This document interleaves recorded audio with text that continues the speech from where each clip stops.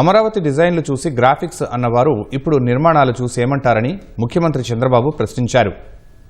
ఇక్కడే ఇళ్లు కట్టుకున్నా ఇక్కడే ఉంటా అంటూ ఒక్క అవకాశం అని వచ్చిన వారు నయవంచన చేశారని దుయ్యబట్టారు. చరిత్రలో నిలిచిపోయే ఉద్యమం చేసిన రాజధాని రైతులు అమరావతిని కాపాడారని తెలిపారు. సీడ్ యాక్సెస్ రహదారి ప్రారంభోత్సవం అనంతరం జరిగిన సభలో ఆయన పాల్గొని ప్రశంసించారు. అమరావతిని ఆపటం ఇక ఎవరితరం కాదు, ఇది అన్స్టాపబుల్ అని ప్రశంసించారు. సెంట్రల్ ప్లేస్ 5-10 వేల ఎకరాలు చాలదు, 40,000 ఎకరాలు ఉండాలి, 50,000 ఎకరాలు ఉండాలి, మనం కూడా నష్టపోవడానికి లేదని చెప్పి పూర్తిగా దానికి ఆమోదించిన వ్యక్తి ఇక్కడే ఇల్లు కట్టుకుంటాను నాటకాలు చేసి ఎన్నికలు అయిన తర్వాత 3 రాజధానులు అనే పేరుతో 3 ముక్కలాట ఆడితే నాకైతే చాలా బాధ కలిగింది. మీరు ఎంత సఫర్ అయ్యారు నేను చూశాను. చరిత్రలో చిరస్థాయిగా మిగిలిపోయే ఉద్యమం అమరావతి రైతుల ఉద్యమం అని చెప్పి మరొకసారి తెలియజేస్తున్నా. మీరు ఉద్యమం చేస్తామంటే నేను చూశాను.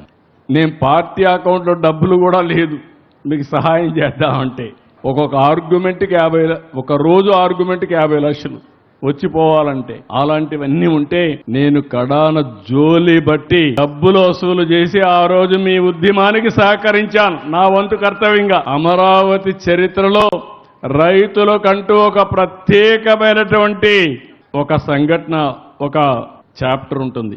దాంట్లో ఎవ్వరికి అనుమానం అవసరం లేదు. అలాంటి త్యాగాలు చేసిన మీ అందరినీ మరొక్కసారి మనస్ఫూర్తిగా అభినందిస్తున్నా. వెంకటేశ్వర స్వామి కూడా కలియుగ దేవుడు పుట్టిన స్థలం, నెలచిన ప్రదేశం ఆంధ్రప్రదేశ్ రాష్ట్రం. ఈ విషయం కూడా మీరు గుర్తుపెట్టుకోవాలి. అందుకే మొట్టమొదటిసారిగా అమరావతిలో వెంకటేశ్వర స్వామి దేవాలయాన్ని కూడా నిర్మాణానికి చేపట్టి తిరుపతి తర్వాత అంత పెద్ద ప్రాముఖ్యత ఉన్న దేవాలయం అమరావతిలో ఉండాలనేది నా ప్రగాఢమైన ఆకాంక్ష.